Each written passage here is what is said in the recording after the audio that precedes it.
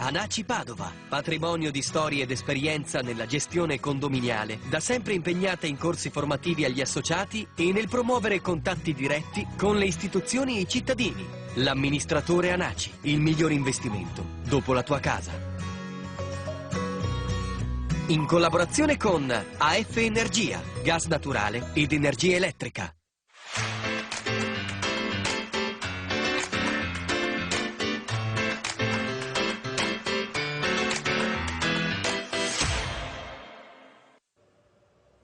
Buon pomeriggio, ben ritrovati con il Condominio Risponde. Ancora un appuntamento insieme all'Anaci, l'associazione che vi accompagna all'interno della vita condominiale. È l'ultima puntata di questo anno. E quindi tra le altre col caldo andiamo a fare un focus in particolare proprio sul sole, vedremo come tra poco. Intanto lo facciamo con Gianfranco Iaconis, che è consigliere provinciale di Anaci Padova, benvenuto. Buonasera.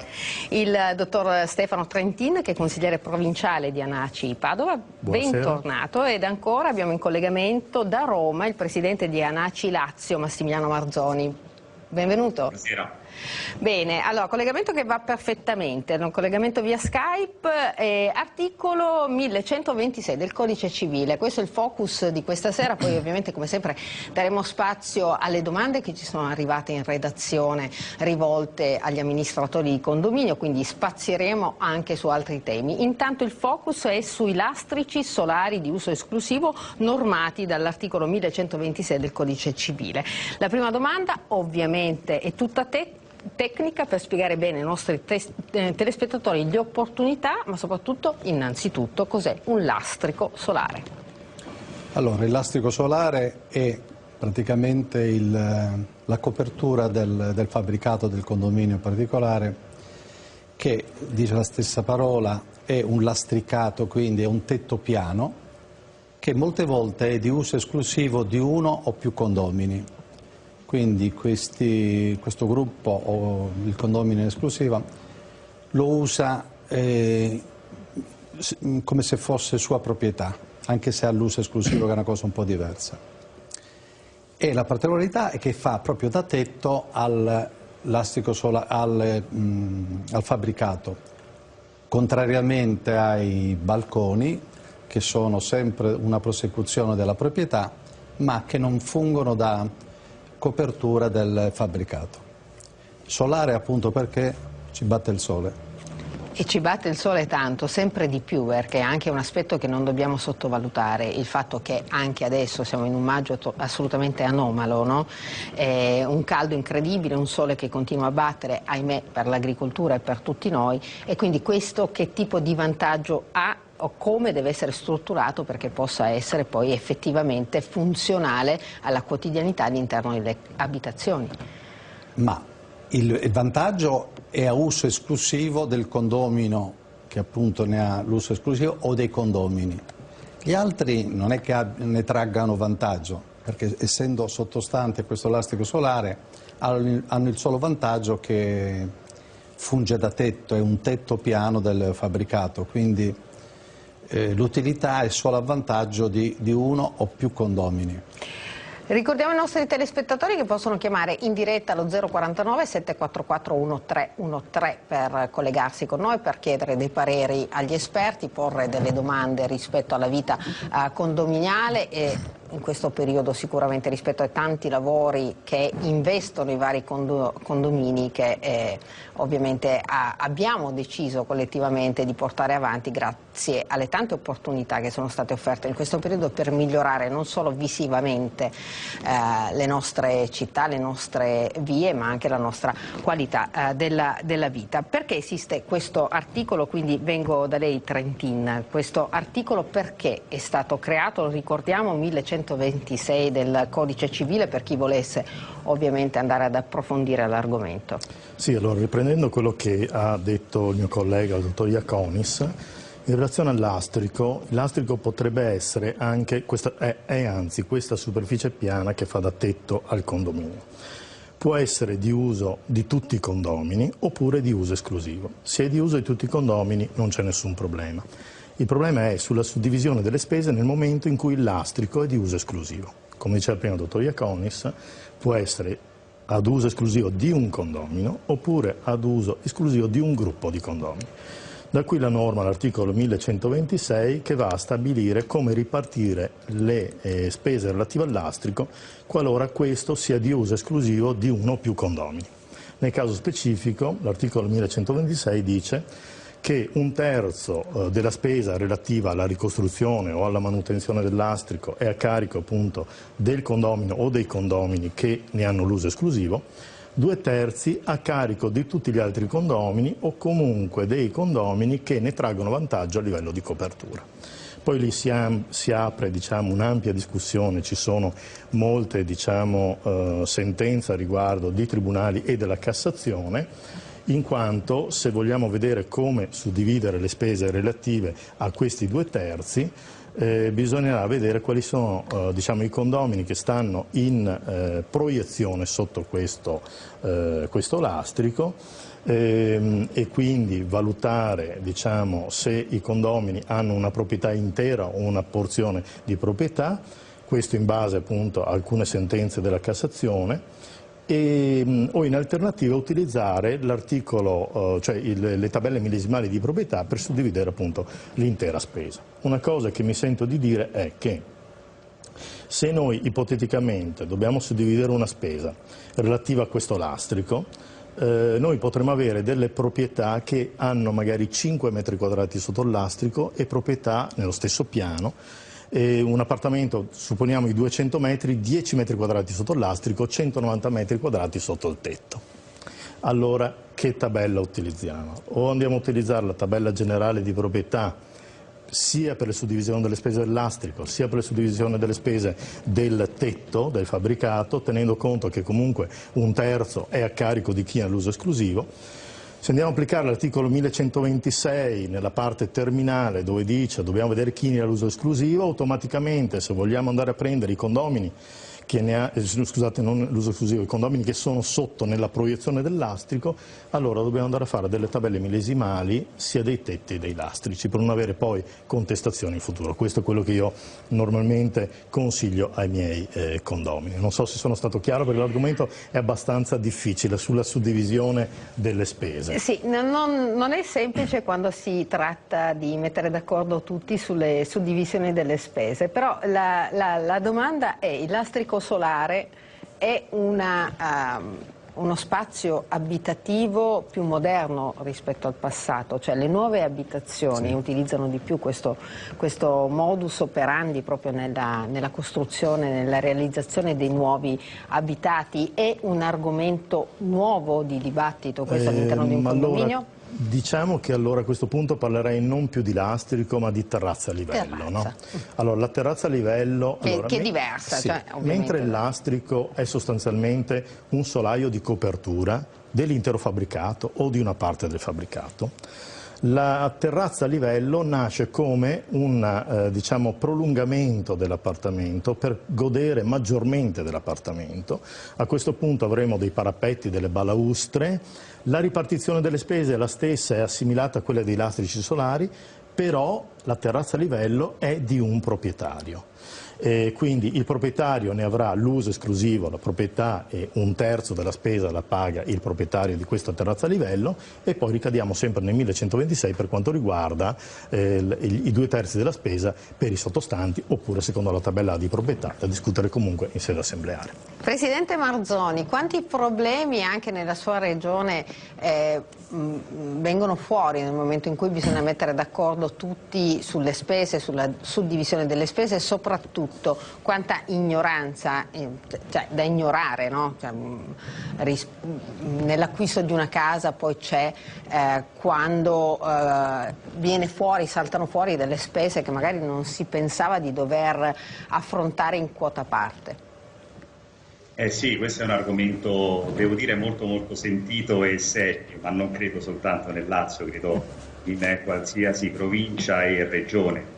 Tra l'altro lei diceva è un argomento forse moderno, attuale, in realtà no, almeno per quanto riguarda i terrazzi, anche i terrazzi di proprietà esclusiva o di uso esclusivo, è un problema già dalle costruzioni degli edifici, quindi sempre ricapitolando e ricordando che oltre il 75% degli edifici è stato costruito entro il 1970, questo è un problema piuttosto vecchio, atavico.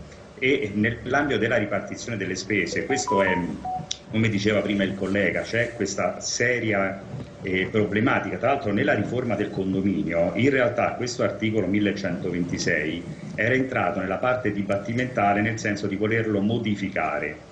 Perché questo? Perché soprattutto nell'ambito del terrazzo, quando è di proprietà esclusiva o di utilizzo esclusivo, c'è sempre quel serio problema che poi alla fine nell'ambito della spesa i 2/3 della spesa vanno a carico dei condomini sottostanti, i quali non hanno alcun tipo di beneficio. E solitamente questo criterio scaturisce dal momento che l'appartamento, quello primo sottostante al terrazzo, ha problemi infiltrativi. Quindi c'è un problema a monte di comunicazione tra il proprietario del terrazzo e colui che sta sotto, in cui uno naturalmente ha anche l'interesse a farlo perché paga una parte minimale della spesa, mentre quello sottostante appunto è danneggiato in tutto questo aspetto. E sentivo prima che diceva il collega nella parte dibattimentale, molto sentita, devo dire anche a livello di tribunale di Cassazione, in cui abbiamo anche un variegato di sentenze. E per fortuna, almeno negli ultimi anni, stiamo leggendo degli orientamenti uniformi della Cassazione, dove per esempio è stato stabilito un concetto, un criterio basico, che è quello legato al fatto che il proprietario del terrazzo deve comunque dimostrare che non per una sua incuria si creano infiltrazioni d'acqua nell'appartamento sottostante. Cioè, provo a essere un pochettino più chiaro, anche se lo sono stati i colleghi. Non è che se il proprietario del terrazzo domani mattina decide di rifare i lavori per sua univoca e unilaterale volontà, automaticamente si applica l'articolo 1126 del Codice Civile. Ma questo scaturisce nel momento che quel terrazzo ha i suoi anni, nel momento soprattutto che la guaina ha terminato quel suo potere chimico e pertanto nelle piogge o nelle acque per annaffiare le piante che sono sul terrazzo si creano quelle infiltrazioni d'acqua appunto nell'appartamento sottostante. E laddove il proprietario dimostri, quindi questa è una sua, finalmente dico io, obbligo, dovere, che non è per una sua incuria che appunto ci sono queste infiltrazioni d'acqua, si provvederà quindi a rifare questi interventi, e questi interventi ovviamente nell'ambito delle spese verranno ripartite per l'articolo 1126 del Codice Civile. Non so se ho il tempo per illustrare brevemente una situazione che tra l'altro è accaduta. Assolutamente, lo avrà subito dopo aver sentito la voce dei nostri telespettatori che chiamano in diretta, e dopo appunto ci racconta un caso, perché qui è importante, alla fine è uno spazio a volte privato, esclusivo di un proprietario di abitazione, però ecco che quando poi diventa il problema ricade su tutta la comunità che vive in un condominio, ecco che la questione diventa un po' più complicata, e qui interviene appunto la legge e una giusta suddivisione degli oneri e degli onori di avere poi uno spazio esclusivo. Pronto? Chi c'è in linea?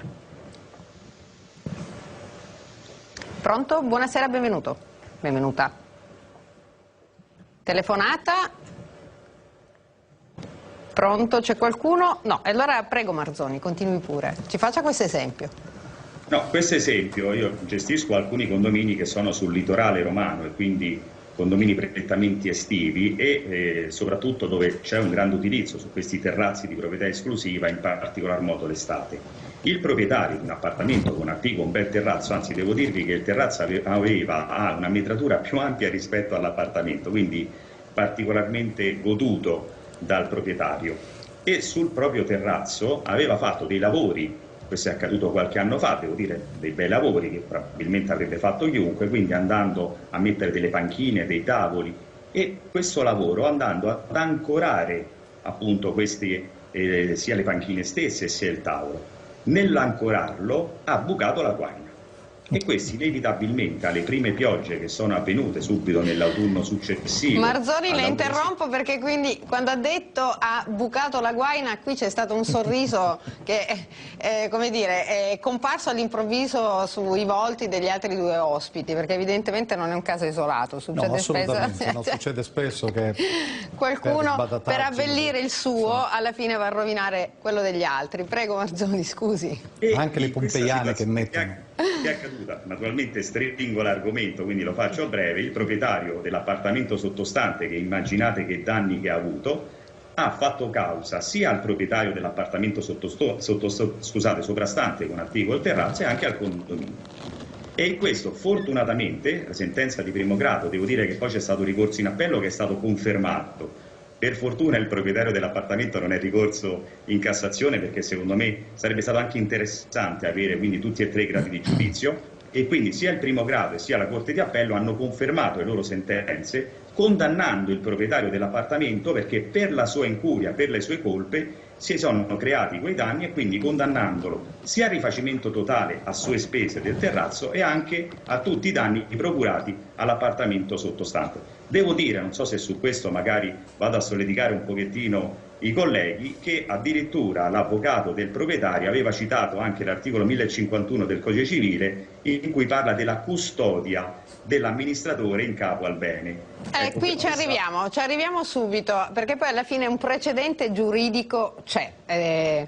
Alla fine, quando si tratta di vivere in comunità, ci servono veramente regole fisse, precedenti importanti, che poi alla fine fanno le norme di fatto, no? Cioè le vanno a perfezionare con una storia già sentita e come dire, già analizzata approfonditamente. Pronto? Forse abbiamo recuperato la telefonata. Buonasera. Pronto? Benvenuto. Pronto, buonasera. Prego. Mi chiamo Raffaele, abito in un condominio di 18 famiglie, diviso in 3 scale di 6 proprietari, ciascuno per ogni scala. E io abito nella scala B, mentre nella scala C, sotto, essendoci portici, sono stati chiusi abusivamente, naturalmente, creando dei 3 box, 3 garage piccoli, da un fatidico costruttore che qui parliamo di 30-35 anni fa. E questi garage non risultano da nessuna parte. All'epoca, abusivi? Evidentemente. All'epoca questo costruttore diede la possibilità a ogni scala di gestire un garage per ciascuno. Abusivi. Allora che succede? Che io sono riuscito ad avere questo garage in concessione e adesso sono passato oltre 20-25 anni. E a questo punto io volevo chiedere un quesito, al di là dell'uso copione che potevo fare, ho chiamato a un geometra di fiducia e mi sono fatto spiegare la situazione. Lui ha fatto le ricerche dovute al catasto e non risulta assolutamente niente. Che cosa è successo? Che lui ha fatto venire alla luce questi tipi di garage. Lì al catasto, mettendo la particella catastale e tutto, e investandomi a me uno di questi garage con il mio appartamento. Naturalmente adesso, alla luce di quanto è successo, cosa potrebbe succedere con gli altri inquilini e con gli altri proprietari? Che sapevano dell'esistenza e accettavano ovviamente la presenza di questi garage, immaginiamo, perché quando magari hanno comprato l'appartamento se li sono trovati già lì come un dato di fatto, giusto? Quindi non so, entriamo in un campo un po', come dire, difficile. Chi vuole rispondere? La ringrazio intanto. Vuole fare qualche domanda? Prima di salutarci c'è qualcosa che vuole sapere? Non è chiarissimo se il garage fosse stato costruito proprio dal costruttore, dall'appaltatore, se fosse già censito o meno al catasto, se il garage è riportato nel regolamento condominiale con dei millesimi suoi propri. Tutto questo chiarirebbe un po' anche a livello comunale. Anche a livello comunale. Certo è che il catasto non è probatorio per quanto riguarda la proprietà, quindi non è che l'iscrizione al catasto automaticamente... Non esiste niente. Non esiste niente, ha detto. Non esiste niente, tutto ciò che lei sta dicendo. Era fantasma. Una cosa tirata su. Mi pare, cioè, diciamo che a livello catastale il catasto non è probatorio, quindi fondamentalmente ci deve essere innanzitutto una pratica in comune. Se non c'è la pratica in comune è un abuso edilizio. Mi pare che sia stato costruito questo garage sul portico comune, ha detto, giusto? Penso di aver capito, sì, questo. Quindi... È un abuso edilizio ed eventualmente va sanato e in quel caso se non c'è se si può sanare, se si può sanare, anche perché è uno spazio della comunità, giusto, dell'intero condominio, per cui insomma è una questione un po' spinosa effettivamente, sì. Probabilmente non è questa la sede. Agganciando il problema del telespettatore Sì. al 1126, sarebbe Sì. interessante vedere come ripartire la spesa del lastrico solare con questo garage sottostante. Esatto. In che misura debba partecipare il proprietario, proprio perché ne fa un uso, non è suo, l'ha detto anche lui. Quindi Il lastrico potrebbe essere poi a beneficio di tutti, giusto? No, Potrebbe essere comune? diciamo, Se c'è un lastrico? se c'è un lastrico solare sopra questo garage, addirittura sopra gli appartamenti che sono sopra questo garage, immaginiamo il tetto di questa scala piatto, in uso esclusivo a un condomino, sottostanti gli appartamenti e al piano terra il garage. Diventerebbe interessante, anzi non vorrei essere l'amministratore che deve ripartire la spesa considerando o meno il garage, perché comunque faccia sbaglia. E sarebbe anche interessante sentire dal telespettatore l'amministratore di condominio, Esatto. perché stiamo parlando di 6, 12, 18 appartamenti su 3 piani, Su quindi 3 un condominio scale, abbastanza... 6, 12, 18. tre scale differenti, come si comporta davanti a quello che è un evidente abuso, però vabbè, qui entriamo, ripeto, in un campo un po' difficile, non è questa la sede per affrontarlo. Certo, Volevo portare un caso, se è possibile. E qui vediamo un confronto tra casi particolari. Io ho un edificio in centro a Padova dove dovevamo fare la ristrutturazione di un lastrico. Un edificio in centro storico, quindi con tetti ad altezze diverse, tetti, lastrici, eccetera. Per l'esattezza 3 lastrici e 8 tetti.